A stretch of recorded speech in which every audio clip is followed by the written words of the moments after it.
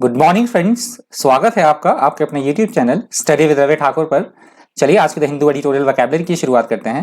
Vocabulary के PDF के लिए या यूं कह लीजिए वोकैबुलरी के नोट्स के लिए आप मुझसे टेलीग्राम ग्रुप पे जुड़ सकते हैं। मैं अपने टेलीग्राम ग्रुप का लिंक इसी वीडियो के डिस्क्रिप्शन बॉक्स में डाल दूंगा, तो आप डिस्क्रिप्शन बॉक्स में जाकर मेरे टेलीग्राम ग्रुप के लिंक को एक्सेस कर पाएंगे। तो चलिए शुरू करते हैं आज की वोकैबुलरी। आज की वोकैबुलरी का पहला वर्ड है थ्रॉन्ग। थ्रॉन्ग यहाँ पे वर्ब की तरह यूज हुआ है। इसका मतलब होता है भीड़ भाड़ वाली, लोगों की भीड़ होना, बहुत ज्यादा लोगों का इकट्ठा हो जाना, उनका जमाव हो जाना, लोगों की भीड़ लगना, उसको बोला जाएगा throng. A large crowd of people, that is called throng. Next word है एंडेमिक। एंडेमिक यहाँ पे एडजेक्टिव की तरह यूज हुआ है। इसका मतलब होता है किसी जगह पर रहने वाले लोगों में आसानी से पाई जाने वाली कोई बीमारी, या एंडेमिक का मतलब होता है कोई रोग, कोई महामारी, जैसे अभी कोविड-19 है, उसको बोला जाएगा endemic. If a disease or illness is endemic in a place, it is frequently found among the people who live there. That is called endemic. Next word है inconsequential. Inconsequential यहाँ पे एडजेक्टिव की तरह यूज हुआ है। इसका मतलब होता है ऐसी कोई बात जो बिल्कुल इंपॉर्टेंस ना हो, जिसकी महत्वहीन हो, निरर्थक हो या फिर अप्रासंगिक हो, उसको बोला जाता है inconsequential. Of little value, not important or worth considering, that is called inconsequential. Next word है ज्योपाडी। ज्योपाडी यहाँ पे नाउन की तरह यूज हुआ है।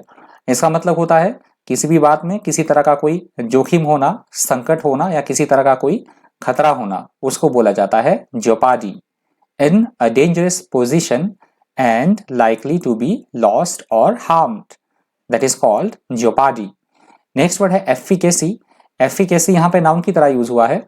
इसका मतलब होता है किसी भी बात की क्षमता, उसमें बल का होना या फिर उसका किसी अन्य चीज पर प्रभाव होना, उसकी इफेक्टिवनेस होना, प्रभावकारिता होना उसकी, उसको बोला जाता है efficacy. If you talk about the efficacy of something, you are talking about its effectiveness and its ability to do what is supposed to, that is called efficacy.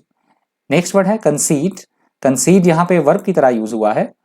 इसका मतलब होता है किसी बात की सच्चाई को ना चाहते हुए भी उसे स्वीकार कर लेना, उसे मान लेना, उसको बोला जाएगा कंसीड।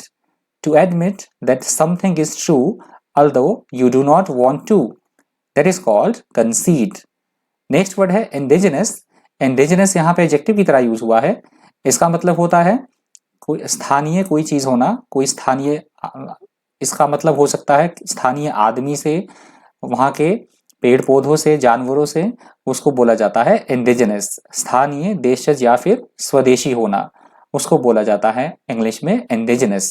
यूज्ड अबाउट पीपल, एनिमल्स और प्लांट्स लिविंग और growing in the place where they are from originally, that is called indigenous. और आज की वोकैबुलरी का अंतिम शब्द है टर्बुलेंस। टर्बुलेंस यहाँ पे नाउन की तरह यूज हुआ है। इसका मतलब होता है ऐसी कोई स्थिति जिसमें असमंजस हो, अशांति भरी स्थिति या फिर हलचल भरी स्थिति, उसको बोला जाता है turbulence. Turbulence is a state of confusion and disorganised change, that is called turbulence. तो आज की वोकैबुलरी का अंतिम शब्द था। यदि आपको वीडियो हेल्पफुल लगा हो, इन्फॉर्मेटिव आपको लगा हो, वीडियो से कुछ आपने सीखा हो, तो प्लीज वीडियो को लाइक कीजिएगा, ज्यादा से ज्यादा वीडियो को शेयर कर दीजिएगा। और अगर आप मेरे चैनल पर नए हैं तो चैनल को सब्सक्राइब करना बिल्कुल मत भूलिएगा। तो आज की वोकैबुलरी में इतना ही। Thank you, thanks for watching.